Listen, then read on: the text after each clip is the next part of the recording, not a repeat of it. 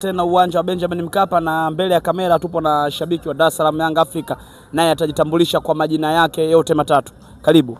Asante. Kwa majina anaitwa Cyprian Samson Nsoimo kutoka tawi la Makete Iwawa. Mimi nadhani sisi Yanga hatuna maneno mengi. Sisi tulichodhamiria kwetu hapa ni ushindi. Yanga bingwa.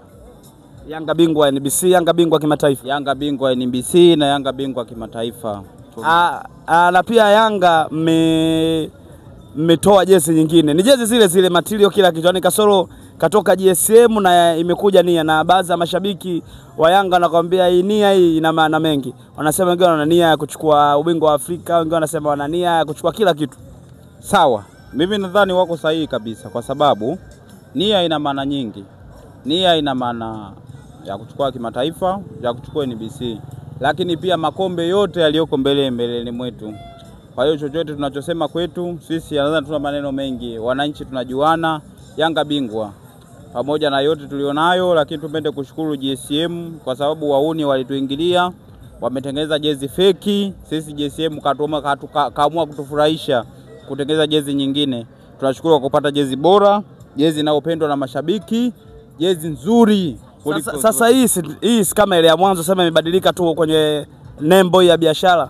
Hapana. Sisi tunatofautisha. Hata material iko tofauti. Kwanza kitambaa kiko tofauti, pia mdhamini amebadilika. Kwa ni jezi nzuri ambayo mashabiki wa Yanga tunaipenda. Kwa hiyo sisi kama mashabiki wa Yanga tuna maoni kwamba mashabiki wa Yanga wenzetu waungane na sisi pamoja kununua jezi hii kwa sababu ni jezi bora, ni jezi nzuri kwenye kutumika kwenye mashindano ya ligi kuu mpaka kimataifa. Bwana asante sana. Asante sana. Nashukuru sana.